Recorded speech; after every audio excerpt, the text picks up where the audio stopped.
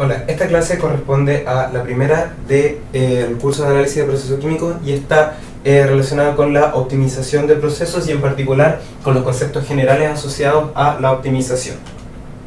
Bueno, a través del curso lo que hicimos fue encontrar condiciones o aprender herramientas que nos permitieran encontrar condiciones que mejoran una medida de la performance del proceso, ¿no es cierto? ¿Y cómo lo hicimos? Lo hicimos en base a un conjunto, una estrategia que incluía la simulación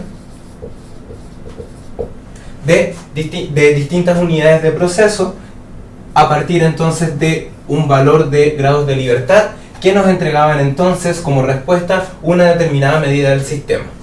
Por ejemplo, si es que esta medida del sistema correspondía a un determinado rendimiento de un proceso, entonces si es que podemos graficar esto en términos de los grados de libertad que tenía este proceso simulado y estos grados de libertad versus los valores que entrega entonces esta medida de rendimiento del proceso, lo que podíamos obtener era que si el valor de este grado de libertad tomaba, por ejemplo, un valor genérico U1, al momento de simularlo, lo que nosotros íbamos a obtener, luego de una simulación, íbamos a obtener entonces un valor de I1, ¿no es cierto? Y podríamos tener ahí el punto que representa esta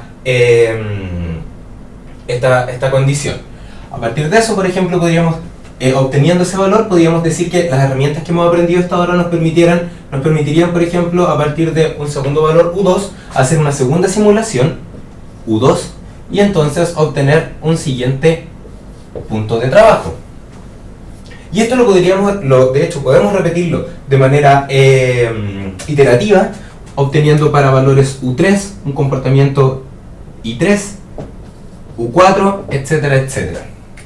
A partir de esto entonces podemos dejar en limpio que tenemos un procedimiento hasta ahora que nos permite encontrar el óptimo, en este caso, de este rendimiento del proceso simulado mediante la simulación secuencial del modelo que representa el proceso, con la idea de buscar condiciones que mejoren un proceso. Y este proceso puede ser mejorado en base, por ejemplo, a aumentar un rendimiento, o si es que en este caso estuviésemos hablando, por ejemplo, vamos a poner acá un I', si es que I' sería, por ejemplo, representa las pérdidas del proceso, entonces también podríamos, con el mismo procedimiento, encontrar el punto donde se disminuyen las pérdidas.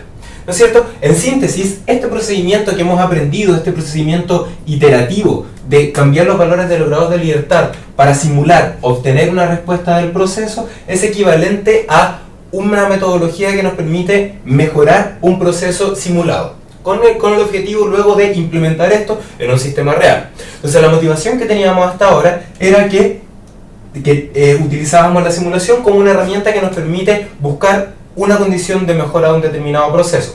Ahora, lo que vamos a aprender acá es cómo, a partir de una metodología sistemática que se llama programación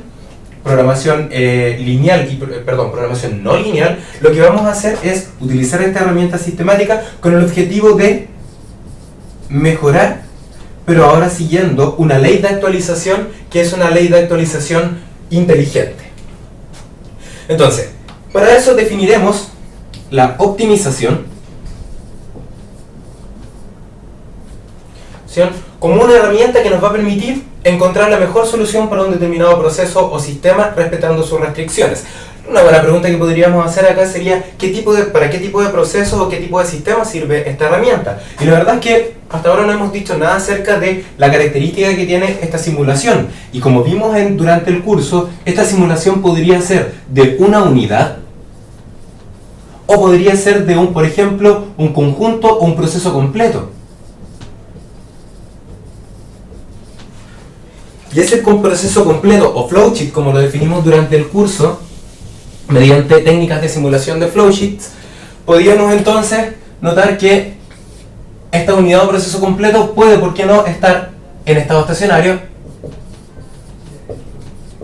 o podría tener una dependencia en el tiempo, ¿no es cierto? Y adicionalmente el modelo, a su vez, podría ser un modelo de parámetros concentrados o parámetros distribuidos, es decir, si tiene o no dependencia con variables independientes, en este caso relacionadas con el espacio. Entonces, esta herramienta de optimización que tiene esa definición es muy poderosa porque nos permite, mediante esta misma configuración iterativa, encontrar el óptimo del proceso, pero ahora agregando una caja adicional a este sistema, y esa caja adicional a este sistema es la que llamaremos optimización.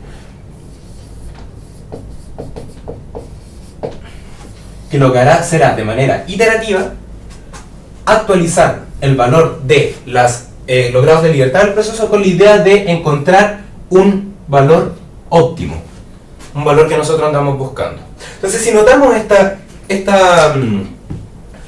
este diagrama de optimización, este diagrama de implementación de optimización en un proceso, vamos a notar que existen algunas cosas que son necesarias. Lo primero es que tenemos que ser capaces de identificar o de medir o de calcular el elemento que nosotros queremos mejorar, ¿no es cierto? Entonces, eso va a ser lo primero que vamos a tener que evaluar. Y esta evaluación le vamos a llamar, en el contexto de la optimización, función objetivo. ¿No es cierto? Aparte, tenemos que, si se fijan, tenemos que describir el comportamiento del sistema, porque lo que nosotros queremos es un valor U de grados de libertad tal que esta función objetivo sea la mejor posible. Por lo tanto, también vamos a necesitar un modelo predictor, ¿no es cierto? Un modelo predictivo. Modelo predictivo del sistema. Y a partir de eso, lo que vamos a hacer es determinar el valor de las variables que mejoran el proceso, o lo que es lo mismo, este sistema debe tener un número de grados de libertad positivo, con la idea de poder modificar sus condiciones de operación y así obtener los resultados óptimos. De esta forma, en resumen, podemos decir que necesitamos una función objetivo, un modelo predictivo y un algoritmo que nos permita actualizar los grados de libertad. La PPT que se muestra corresponde a la formalización de lo que es la optimización. Podrán ver que existe entonces una función objetivo que está definido como un f de x. Vamos a tener un modelo y que genéricamente lo vamos a llamar h de x, y como lo hemos llamado durante todo el curso, ese h de x va a ser un h de x igual a 0. Adicionalmente, cuando es necesario realizar optimizaciones, podríamos estar preocupados también por los límites en la cual la optimización es válida, o los límites en la cual la operación es segura.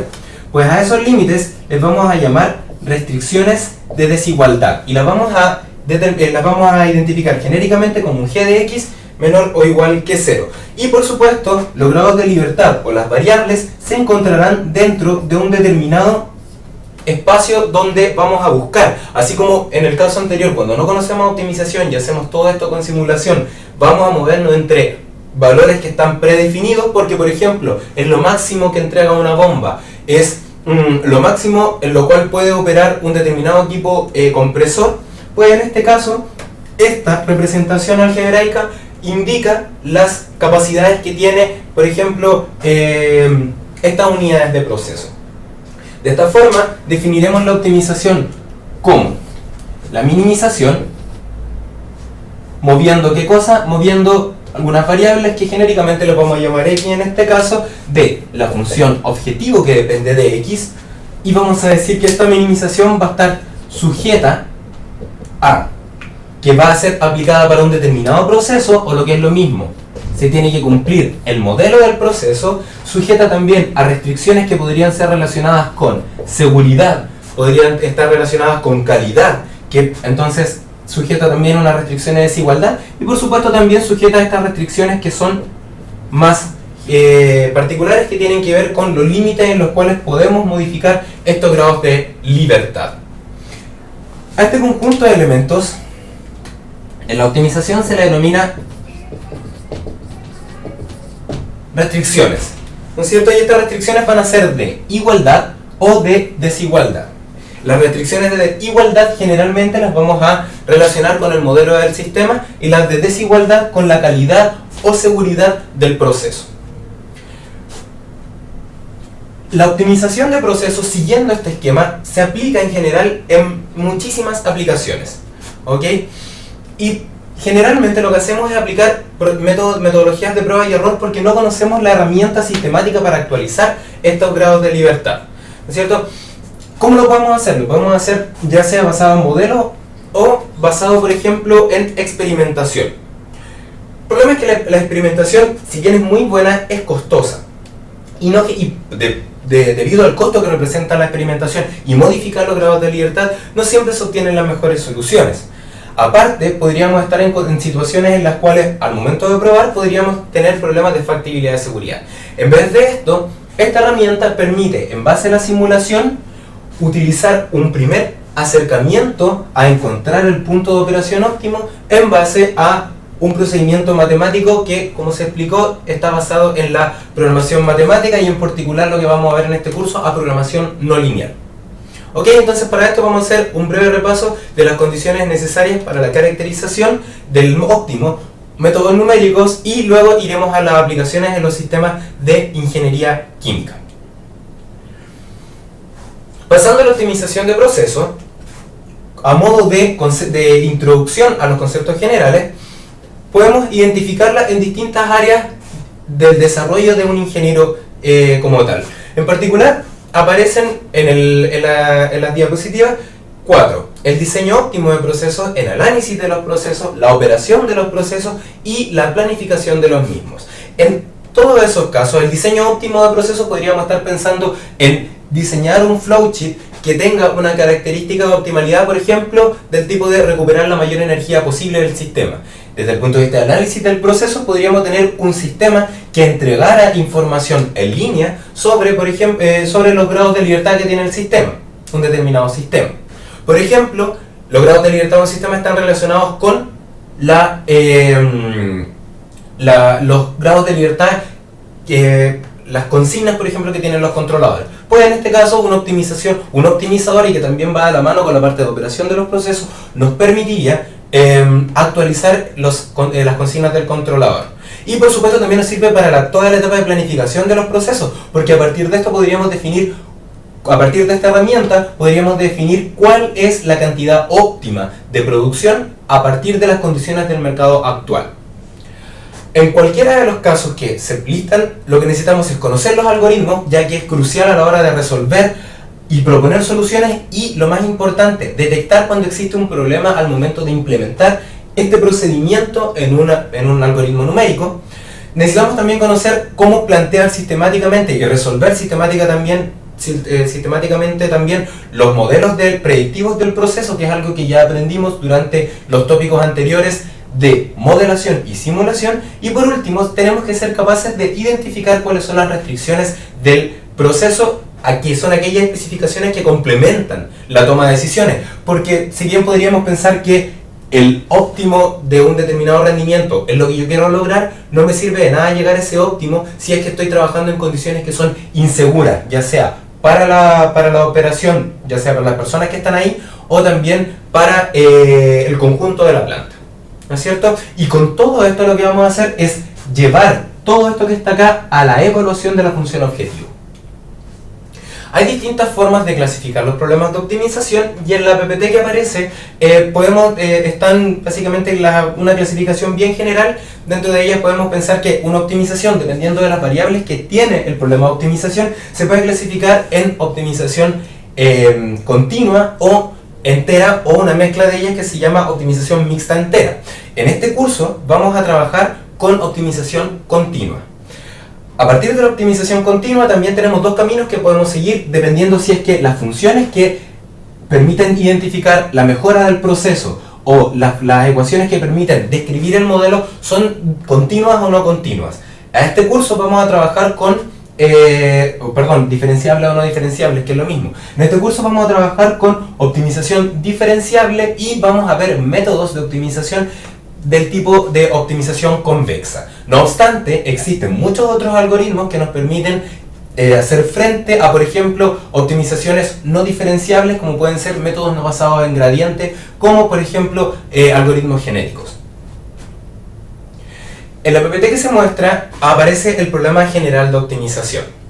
¿no es cierto? Tal como habíamos conversado, vamos a trabajar con los NLP y donde estos modelos que están acá corresponden a modelos que representan el problema y que para nosotros en este curso van a ser modelos de conservación. No obstante, es importante dejar claro que estos modelos, así como tenemos la versatilidad que se presentaba en la caja al principio del video, que podían ser modelos dinámicos, modelos discretos, pues esto también podrían ser modelos heurísticos, obtenidos por ejemplo a partir de la experiencia de un operador, o podrían ser obtenidos a partir de un conjunto muy grande de datos. La diferencia es que si nosotros utilizamos modelos que están basados en leyes de conservación,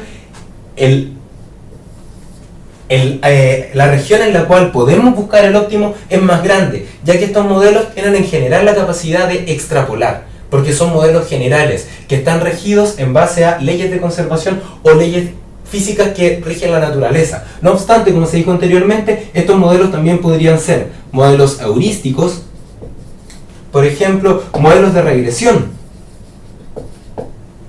Y vamos a poner acá un etcétera porque podrían ser otro tipo de modelos que, bueno, no se han visto a lo largo de la carrera hasta ahora. Las aplicaciones de optimización en ingeniería química podemos notarlas que son muy amplias, y aquí se listan algunas, por ejemplo, en el desarrollo de procesos y relaciones que permiten la descripción de procesos desde datos experimentales, o lo que es lo mismo, análisis de regresión. ¿No es cierto? Aquí hay un ejemplo que muestra una determinada reacción química que está en un sistema batch y que el objetivo es, a partir de la medida de las concentraciones de los componentes A y B y C, identificar las constantes cinéticas de las reacciones que permiten que el modelo represente de manera fiel a los datos experimentales. Eso es una optimización, un ejemplo de optimización, y un ejemplo de optimización sin restricciones, ya que lo que se quiere es minimizar la suma de los residuos cuadrados de las concentraciones medidas y las concentraciones predichas por el modelo. En este caso mostramos la región donde está la función objetivo y notamos que existe un punto, un valle, donde se encuentra la combinación de constantes K1 y K2, que en este caso corresponderían a los grados de libertad, tales que minimizan la suma de los residuos cuadrados. Entonces lo que vamos a preguntar, y lo vamos a resolver en el siguiente video, es cuál es el criterio que caracteriza esta solución y cómo podemos llegar a él mediante un procedimiento numérico.